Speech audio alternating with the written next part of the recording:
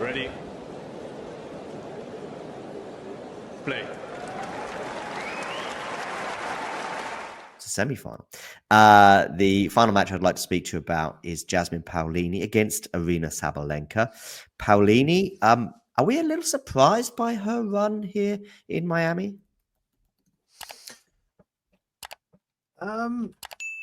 I mean, I guess it's a pretty good run, isn't it? I mean, she did get a little bit of luck with the walkover, or sorry, the retirement, isn't it, by Jabber in the Yeah. second round. It was a potential banana skin there, but yeah, I mean, followed up with a pretty strong performance against Osaka. So yeah, yeah. Did you I mean, see I any of the think match against Osaka?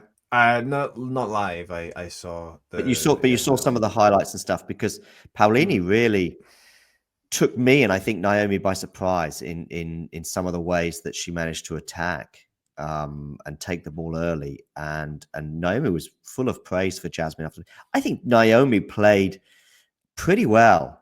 And normally when Naomi plays pretty well, she wins against 99% of the tour and especially on a hard court. But Jasmine played even better. Yeah, yeah, that's impressive, and yeah, she's hoping to carry some of that into this match, of course. I mean, in terms of some similarities in terms of sort of the power that Sabalenka is able to generate in her game, but I mean, you see there the head to head, which is 3-2 in favor of Sabalenka. Although I think one of the Paolini wins was a long time ago.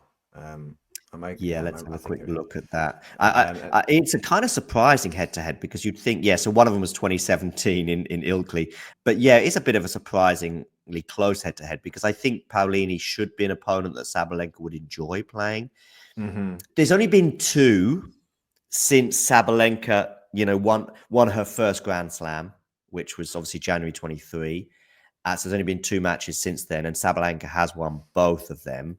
I mean, Paolini took a huge step forward in 24, but I think that's a significant factor, really. We have sort of, with many tennis players, Daniel Medvedev certainly seems to me probably the biggest example of that, of a real breakthrough moment. And then we kind of need to ignore them at the head-to-head before 2019 in Daniel's case. And to some extent, Sabalenka, she was growing, but she grew another foot taller when she wins that Australian Open in January of last year. And so, Yeah, January of 23. and But probably yeah, yeah, Indian Wells as well. Maybe sort of would favor sort of Paolini a little in that bit. match Yeah, more. yeah. So yeah, but yeah, you can see that the last two results are pretty fairly straightforward for Sabalenka, and I'm guessing that it's going to be much the same in this encounter as well. I mean, yeah, again, it's a pretty quick court. Although Paolini did well against Osaka. I mean, Osaka hasn't been, uh, you know, she hasn't been at the level of Sabalenka, for the most part. And I'm expecting Sabalenka to be able to bring it again and make it through to the final. Sabalenka's one of the sort of easier players to read in terms of their form. I don't mean in terms of the way she plays tennis, but like I can tell you now that she's playing quite well, and that is enough well to beat 95% of the tour. There is a lack Hmm. of consistency. There's probably not been well, Madison Keys maybe the semi-final in Indian Wells apart. There's probably not been a match start to finish that she's played really well, maybe even all year, particularly throughout Australia. I thought that she was playing well enough to get to the final. And even in the final, it took a while for her to get into it. And arguably, you could say that's what cost her the match in the end. And again, in Indian, of course, she then had a rough sort of Middle East spell, but she often does.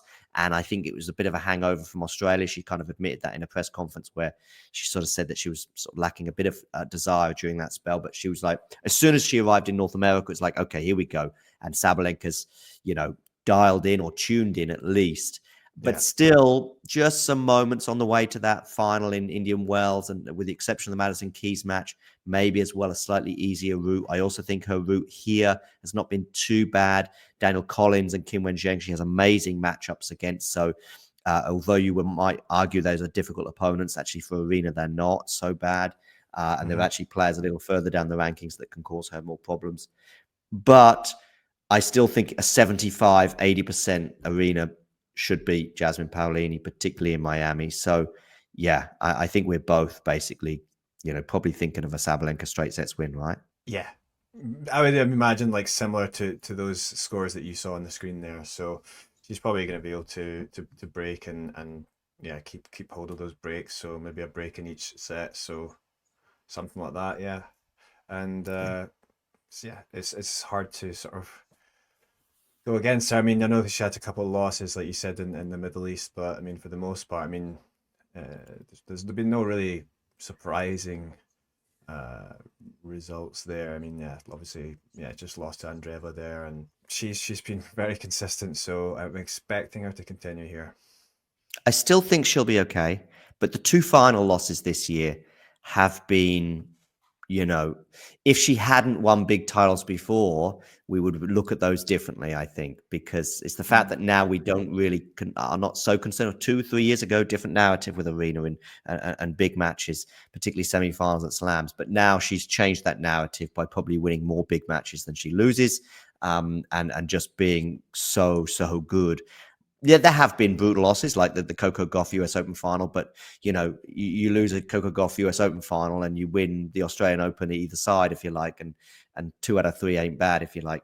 Whereas, and then obviously winning the US Open again in 24. So, but those two final losses this year have hurt her, maybe even more than I expected, because she's won so much that I thought that she'd be okay with losing those two. But I think she thinks, and I agree with that thinking, that actually, despite the absolutely deserved praise for Madison Keys and Andreeva, who played absolutely sensationally in those two finals, if I was Aryna Sabalenka, I would look at 1, 2, 3 points that maybe should have gone my way, and I win those two matches, and my year, which has been solid, is transformed into almost perfect, if you like. If you win Indian Wells and you win the Australian Open, you've won the two biggest titles of the year so far. And yeah, I am expecting her to beat Jasmine and be in that final in Miami this weekend. If you enjoyed this video, make sure you hit that like button.